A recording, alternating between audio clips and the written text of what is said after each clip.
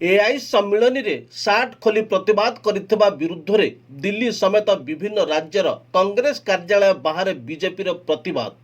नमस्कार दर्शक बंधु, Zee TV Bharat Odia digital news channel को आपनको स्वागत करुछि। मो रामदास 21 फेब्रुआरी 2026 शनिवार दिन अकबर रोड स्थित कांग्रेस मुख्यालय निकटरे एआई प्रभाव सम्मेलन रे कांग्रेस युव शाखा द्वारा सार्टलेस प्रतिवाद विरुद्ध रे बीजेपी नेता और कर्मी माने प्रतिवाद करथिले।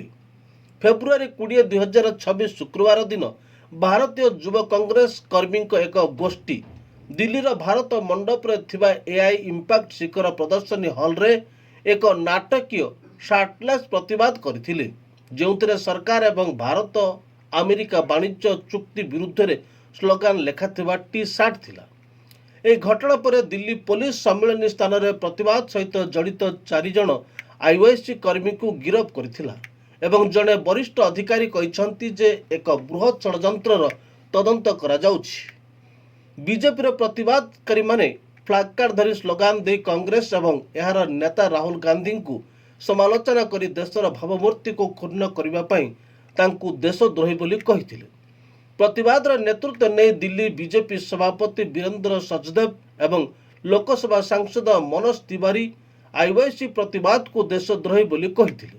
प्रदर्शनकारी मानक संबोधित करी श्री सचदेव कहिसंती जे कांग्रेस एवं यार नेता राहुल गांधी देशर सफलता को हजम करि पारु नाहंती एवं प्रधानमंत्री नरेंद्र मोदी को विरोध करिबारु सेमाने एबे कांग्रेस विरुद्ध रे प्रतिवाद करिबा आरंभ करिसंती। से कहिसंती कांग्रेस भड़ाटिया गुंडा मानक द्वारा आयोजित प्रतिवाद सारा विश्व रे देशर प्रतिच्छवि को खराब करिछि एवं देशर सफलतार गर्व करुवा प्रत्येक भारतीय एथिपाई लज्जित।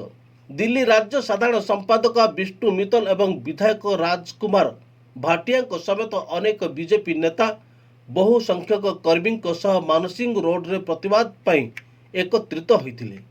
जेतेबेले सेमाने अकबर रोड रे थिबा कांग्रेस मुख्यालय आड़क मार्च करने को चेष्टा करुथिले, पुलिस सेमानकु एक बैरिकेड रे अटकाइथिला।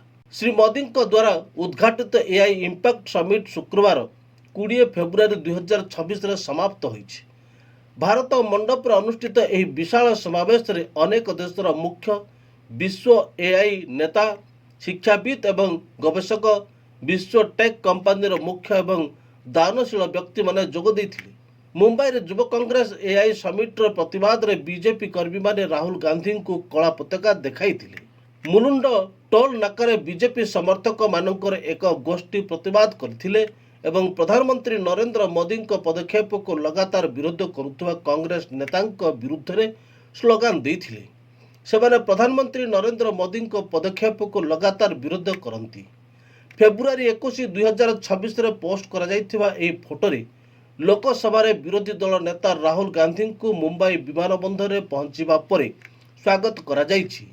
राहुल गांधी सकाळे छत्रपति शिवाजी महाराज अंतर्जातीय विमानबंदर अवतरण करथिले एवं 2014 मानहानि मामला रे कोर्ट रे हाजर हेबा पई पड़ोसी थाने जिलार भिवांडी को सड़क पथ रे यात्रा करथिले।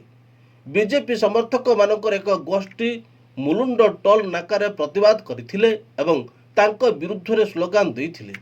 सांबादिक मानक सह कथबार्ता करी प्रतिवादकारी माने अभियोग करथिले जे श्री गांधी से प्रधानमंत्री नरेंद्र मोदी को पदक्षेप को निरंतर विरोध करंती एवं अभियोग करंती। तांको ऊपर देशर प्रति छवि नष्ट करिवार अभियोग अछि।